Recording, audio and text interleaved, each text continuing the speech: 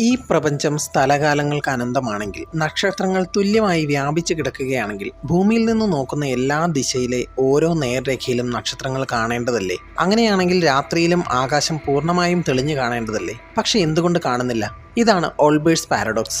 ഇതിന് കാരണം നമ്മുടെ പ്രപഞ്ചം അനന്തമല്ല, അതിനൊരതിരുണ്ട്. അതുകൊണ്ട് തന്നെ നക്ഷത്രങ്ങളുടെ എണ്ണവും അനന്തമല്ല, നിശ്ചിതമാണ്. അകലെയുള്ള ഒരുപാട് നക്ഷത്രങ്ങളിൽ നിന്നുള്ള പ്രകാശം ഇതുവരെ നമ്മുടെ അടുത്തേക്ക് എത്തിയിട്ടില്ല. നമ്മുടെ പ്രപഞ്ചം വികസിക്കുകയാണ്. അതിനൊപ്പം അകലേക്ക് നീങ്ങുന്ന നക്ഷത്രങ്ങളിൽ നിന്നുമുള്ള പ്രകാശം നമ്മുടെ അടുത്തേക്ക് എത്തുമ്പോഴേക്കും ദൃശ്യപ്രകാശത്തിൽ നിന്നും മാറി നമുക്ക് കാണാൻ കഴിയാത്ത ഇൻഫ്രാറെഡ് രശ്മികളാവും. ഇതിനെ കോസ്മോളജിക്കൽ റെഡ് ഷിഫ്റ്റ് എന്നാണ് പറയുക. അതുപോലെ ശൂന്യാകാശത്തിലെ പൊടിയും വാതകങ്ങളും അതിലൂടെ കടക്കാൻ ശ്രമിക്കുന്ന പ്രകാശത്തെ ആഗിരണം ചെയ്യും. അപ്പോഴും നമ്മുടെ അടുത്തേക്ക് പ്രകാശം എത്തില്ല. രാത്രിയിൽ ഇരുട്ടാവുന്നത് നക്ഷത്രങ്ങൾ അവിടെ ഇല്ലാത്തത് കൊണ്ടല്ല, പല രീതിയിൽ അവയിൽ നിന്നുള്ള പ്രകാശം നമ്മുടെ അടുത്തേക്ക് എത്താത്തത് കൊണ്ടാണ്. നമ്മുടെ പ്രപഞ്ചം വളരെ ചെറുപ്പമാണ്, വളരെ വലുതാണ്, ഒപ്പം വികസിക്കുകയുമാണ്. രാത്രിയുടെ ഈ അന്ധകാരമാണ് പ്രപഞ്ചത്തിനൊരു തുടക്കം ഉണ്ടായിരുന്നു എന്നതിനുള്ള വലിയൊരു തെളിവ്.